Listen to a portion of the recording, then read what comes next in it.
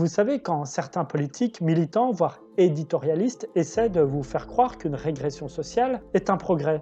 Par exemple, quand on vous dit on enlève 1 ou 2 jours de congé, c'est un acte de solidarité vis-à-vis de nos grands-parents pour financer leur fin de vie.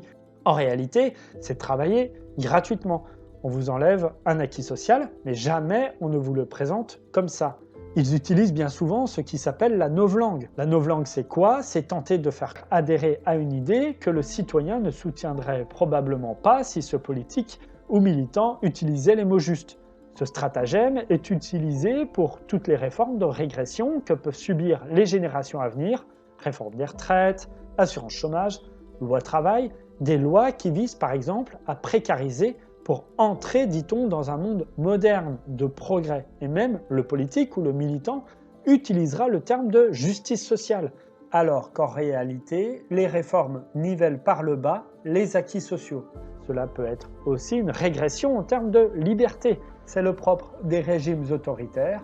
Par exemple, verrouiller des réseaux sociaux ou des médias, cela peut être présenté comme des mesures de protection. Certains diront que c'est en fait pour mieux contrôler ce qui se dit dans les médias ou sur les réseaux sociaux. Alors, la novlangue, d'où ça vient? C'est l'auteur George Orwell qui a dénoncé cette pratique avec son roman culte 1984.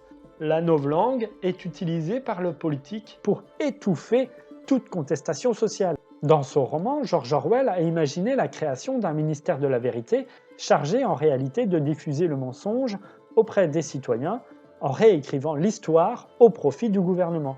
Vous y penserez quand un politique proclame que lui seul, par exemple, porte un discours de vérité. Et depuis 7 ans, j'ai toujours tenu ce langage de vérité, quoi qu'il m'en coûte. C'est très probablement de la novlangue. Si vous aimez ces éclairages, n'hésitez pas à liker et à vous abonner à la chaîne. À très vite.